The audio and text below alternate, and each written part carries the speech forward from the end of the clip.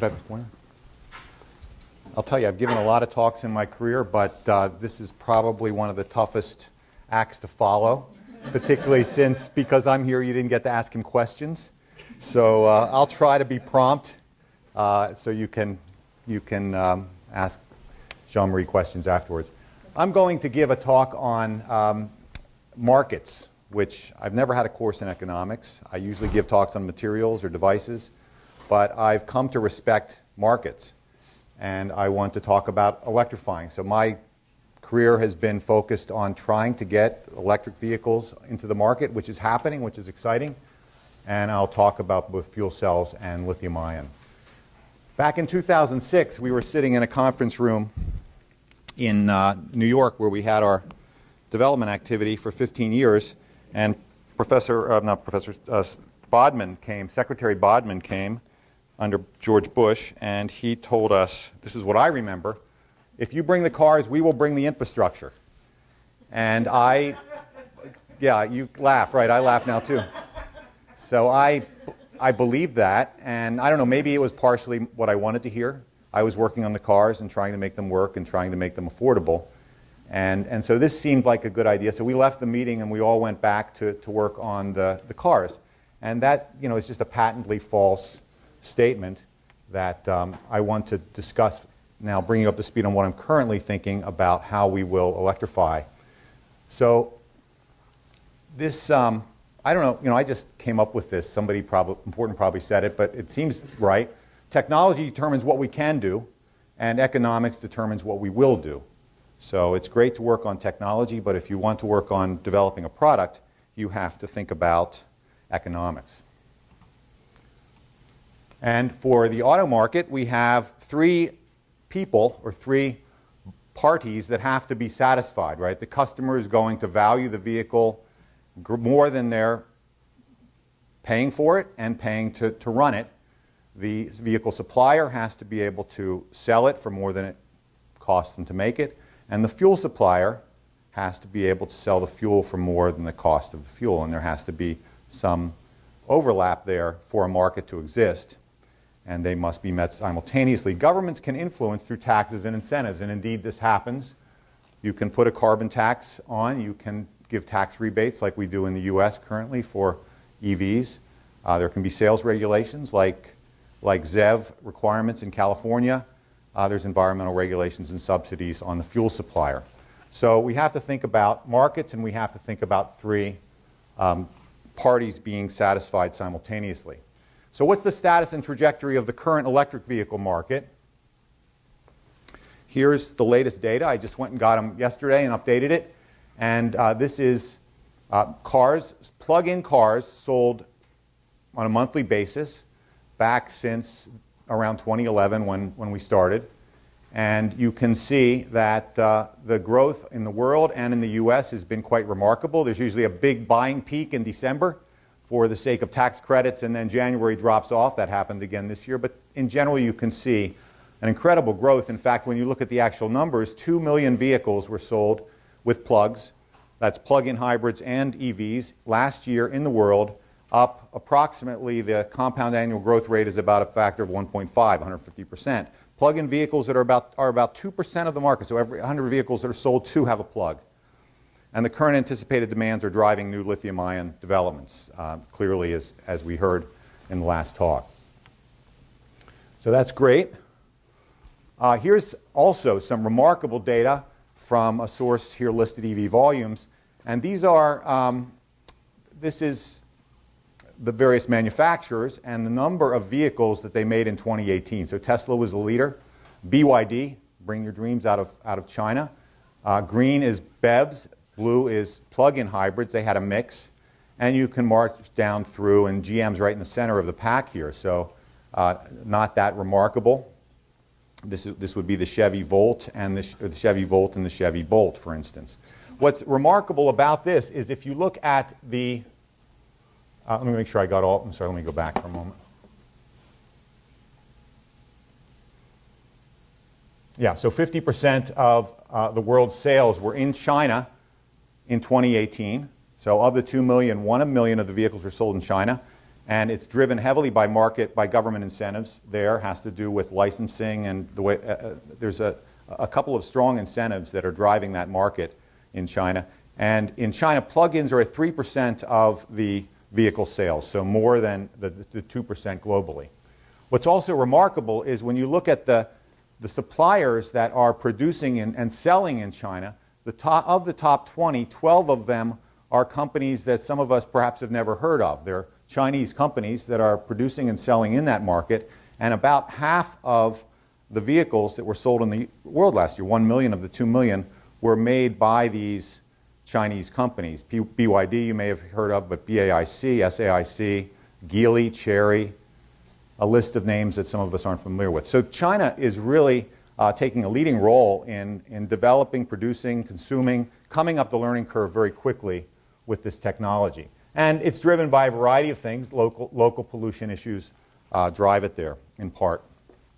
So that's the market. And then here's, I think, a chart that Jean-Marie also had. This recently came out from Bloomberg. So this is their history and status of lithium-ion battery prices in dollars per kilowatt hour. The pack here in light blue, the cell in darker blue.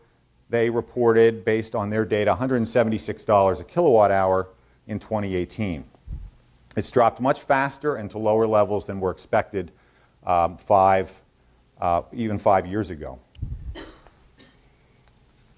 Here's their projection that by 2030, and this was on Jean-Marie's slide as well, it's in the neighborhood, less than $100 a kilowatt hour at the pack level is projected. And that is now kind of becoming widely accepted. So the perspective is that vehicle electrification using lithium-ion batteries is happening and will increase significantly in the coming decade. So this is great news.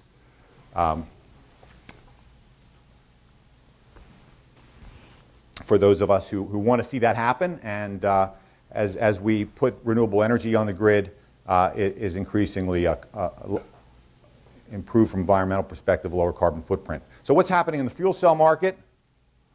Here are the fuel cell data. This is cars sold in the US. So this is just US. I couldn't find reliable world data. But cars sold in the US, thousands per year of BEV or plug-in hybrid against this axis, and that's these two curves here. They've been kind of neck and neck, 50-50 last year because of the Tesla Model S. The BEVs were 66% of the market, and this is the plug-in hybrid value. And then fuel cell vehicles, much fewer. So thousands per year of fuel cell vehicles.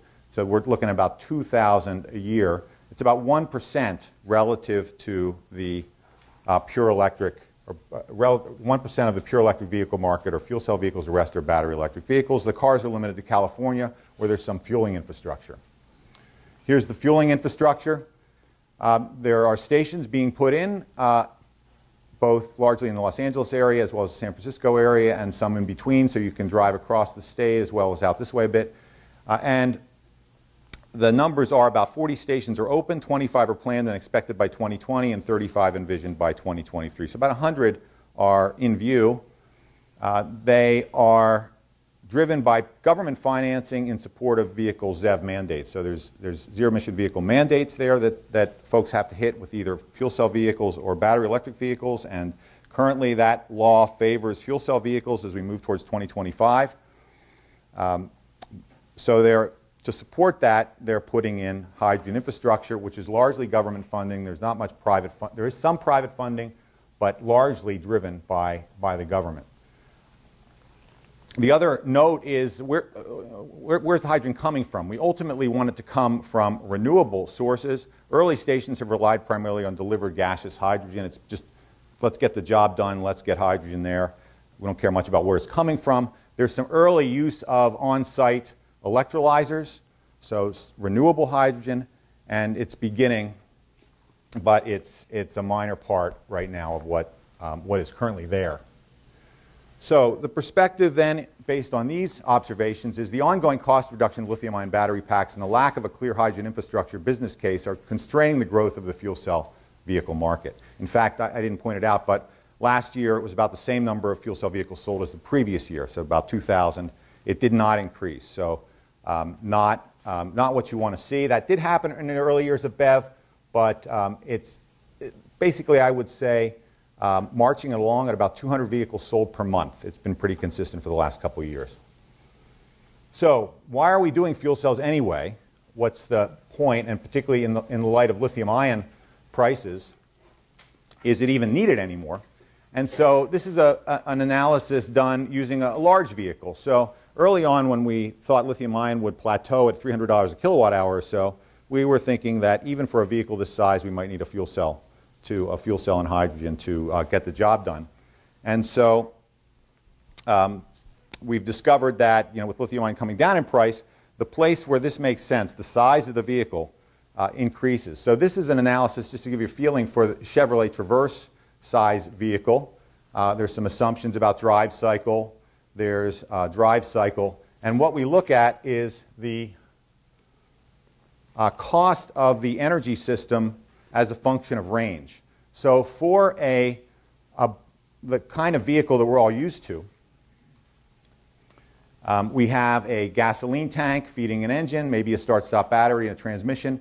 These components scale with the power of the vehicle, and the ones in blue scale with the energy. So if we want to go further or we have a larger vehicle, we have to add gasoline. The hydrogen fuel cell system is much like that, very similar in that we add hydrogen. If we want to go further, we have power-sized components here.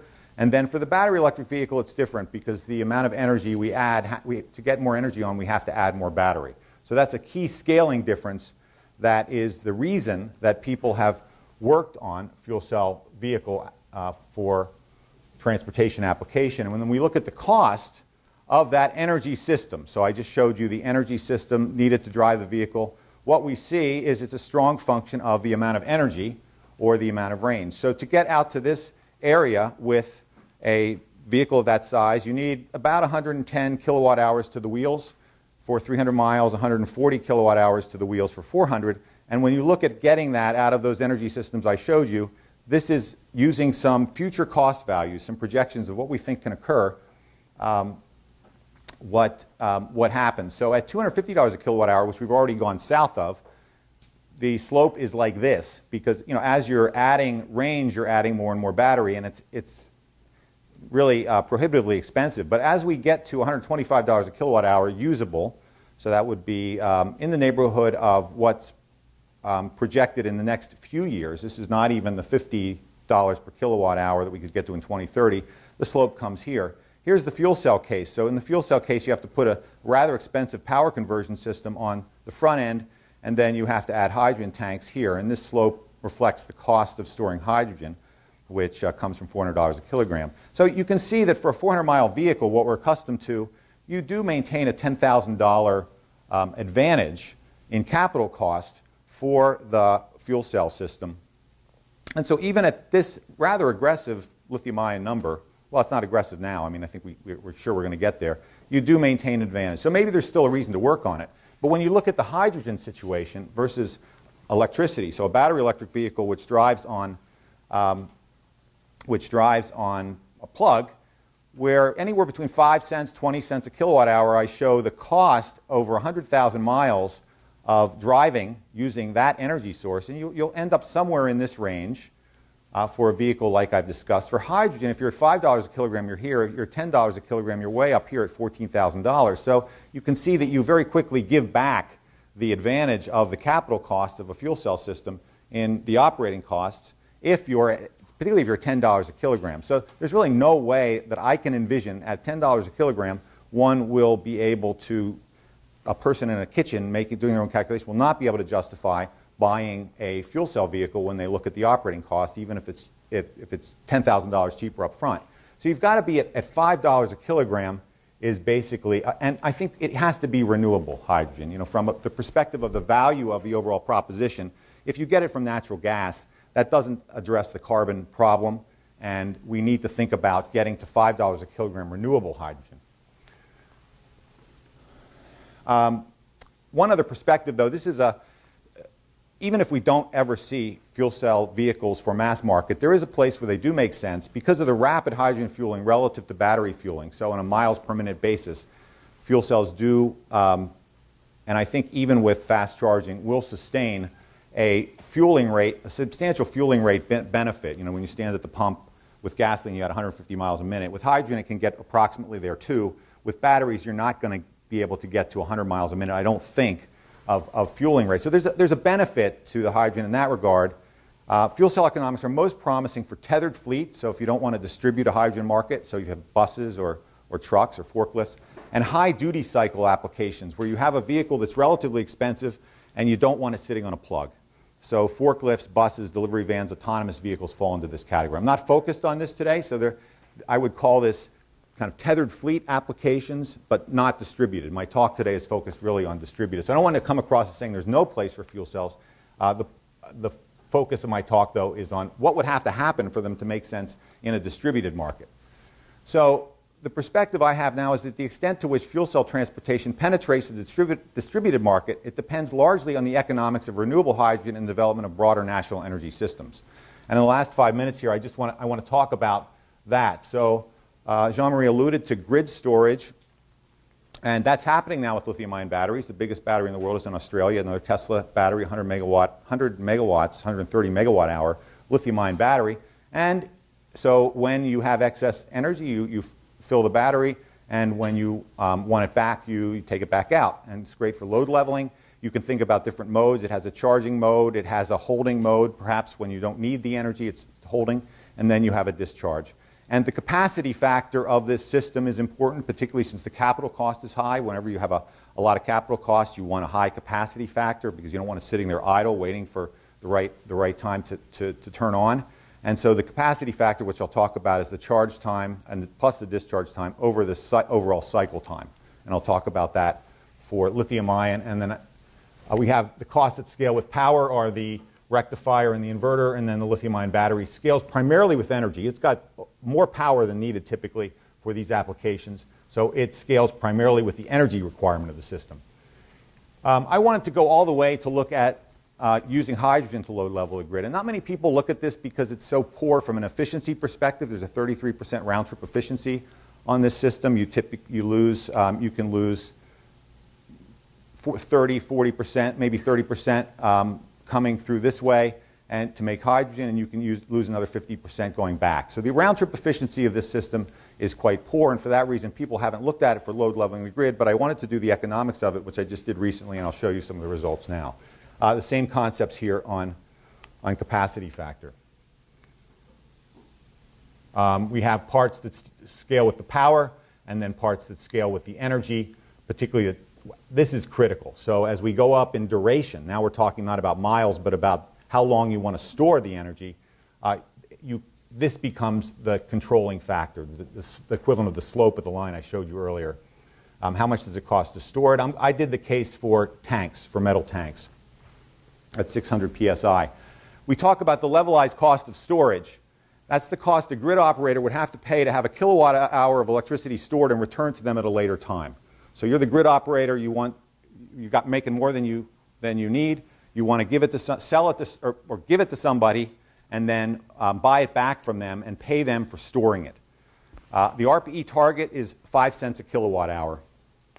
And I'll talk about the levelized cost of storage, which is the economic calculation that I have been doing. It's also possible in the case of hydrogen to use excess renewables to make hydrogen for a variety of purposes. This is a concept being developed by Brian Pivovar and others at Hydrogen at Scale in the US. So for instance, you can just do this if you want. You can just take an electrolyzer, and if you have excess energy, you don't care about giving it back to the grid, you can make hydrogen and use it for other purposes. These economics, I did not consider this economic case here, but I did consider the case that while the storage system is full, if you've got an electrolyzer sitting there, if there's occasions when the thing is full and you can make hydrogen and sell it, that's a value proposition that you would want to take advantage of. So here are some results. So this is like the plot I showed earlier for vehicles. In this case, I'm showing the levelized cost of storage in dollars per kilowatt hour versus the charge, and I assumed it equaled the discharge time just for this case. This is a 100% capacity factor, so a bit unrealistic. And this is what you get for hydrogen, and this is what you get for lithium ion. And you can see, like for the vehicles, the slopes differ. That's because they go with the cost of the storage component of the system, $110 a kilowatt hour to the grid. This one, here's the system, the contribution of the energy system. It translates to a slope of about $18 per kilowatt hour. The other components of the hydrogen are a 5-cent loss. So because you lost, I assume 2.5 cents a kilowatt hour. So if I'm going to give you back one, I have to get 3 because I'm going to spill 2 of them. And that costs you 5 cents a kilowatt hour right off the bat. In addition, the power system is about 5 cents a kilowatt hour. And then there's the energy system that adds up to this curve here. For the lithium-ion battery, it's primarily the battery. That's the primary thing. The power component isn't much, and you don't lose too much because it's relatively efficient. So those are the economics. They're dominated by different things, and the hydrogen economics surpass the lithium-ion at about a 1-day storage time. So if you're just doing storage within a day, you're not going to do hydrogen. You're going to use lithium-ion. But if you want to worry about over days or even over seasons, like people talk about, then hydrogen comes into play as an interesting option.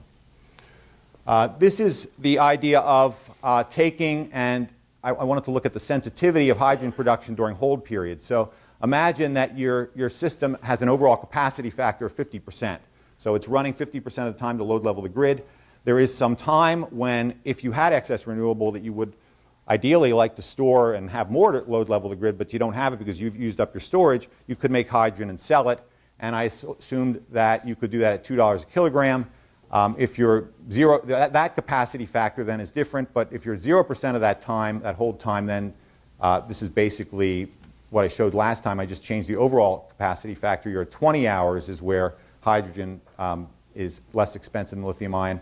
But you can get down to, if you 50, 75%, you can get the LCOS down quite a bit to where now 12 and 15 hours become the crossover point.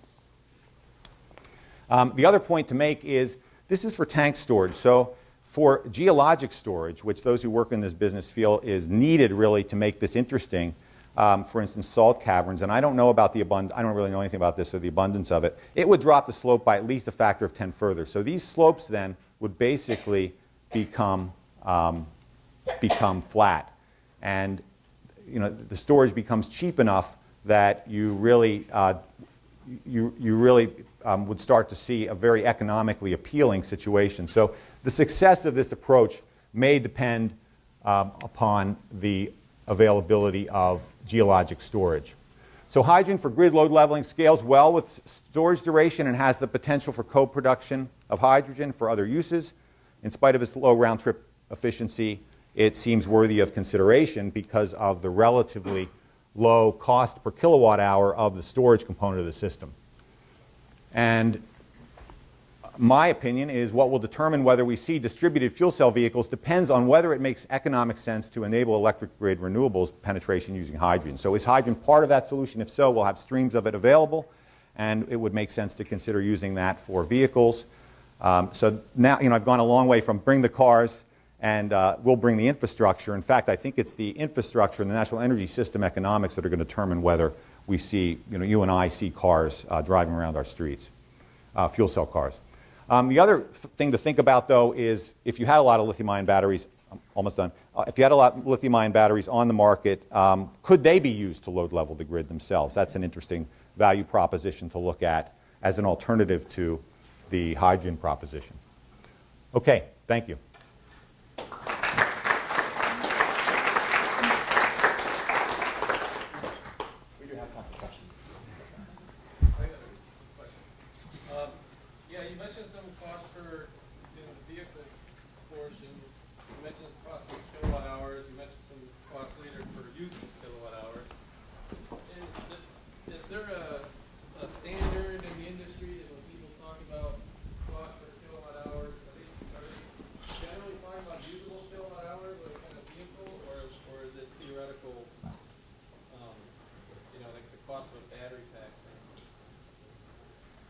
I would say there's no standard set of numbers, but the main thing you try to do, and that I tried to do, was always normalize. So when you look at a lithium-ion battery system versus a hydrogen system, I've seen people talk about battery storage compared to tank storage of hydrogen. on a kilowatt hour basis, it doesn't make any sense, because when you do a hydrogen system, you have to have the conversion system too. So you have to look at an apples to apples system comparison, and that's what I tried to do. And then in the vehicle case, it's basically kilowatt hours at the wheels. You need 100 kilowatt hours to go 300 miles. You've got to always normalize to that. And then in the case of the grid, it's 100 kilowatt hour. It's energy delivered back to the grid. That's how they're rated. So if you have 100 kilowatt hour, let's say 100 megawatt hour, like the Tesla hydrogen system, I'm sorry, 100 megawatt hydrogen system, you've got to have a fuel cell that can deliver 100 megawatts, but you've got to have an electrolyzer that can deliver 300 megawatts because of the inefficiency. And all of that you just have to keep track of and be honest. I tried to do that. I know it went too fast, and I will put the backup numbers in the backup of the assumption in the back of this presentation. So specifically when Tesla quotes $176 per kilowatt hour, are they talking about usable kilowatt hours in a pack, or is that just the raw rate, the raw? You have to look, right? So what you really want is, well, what probably they would do is talk about dollars per kilowatt hour of buying a pack, and then you have to be aware that you can only use a portion of that, and then factor that into your range calculation.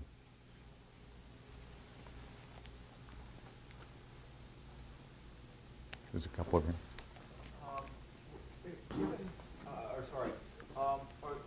Are cars really the right market for fuel cells? What about vehicles where weight becomes more of a consideration for range, such as aircraft?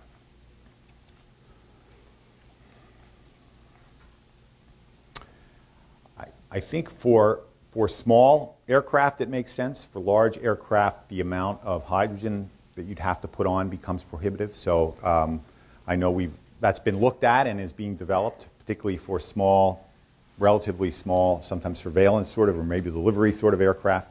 So you're right. There are a lot of places to look at it where you're running into trouble with the amount of energy you can get out of a lithium-ion battery. Thank you. Really interesting presentation. But these analyses are always really complicated because you always need to be looking at everything simultaneously to know what makes sense.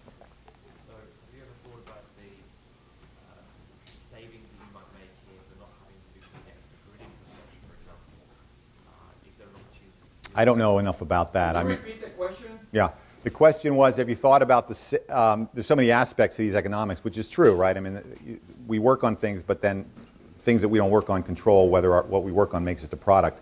And the question was whether I've looked at the value of the grid storage from a perspective of what might you not have to install if you had grid storage, and the answer is no. I don't know enough to do that. I just did, I took a system and I partnered with Tom Drennan at because I don't know economics. I found an economist. I took his course at University of Rochester last semester, and I checked these numbers with him. So that's the peer review I got. Okay. And I put his name on the paper, so he's a co-author. Well deserved. I wish my student would put my name on that paper. Okay. So now it's time for, first let's thank Margaret for this great talk.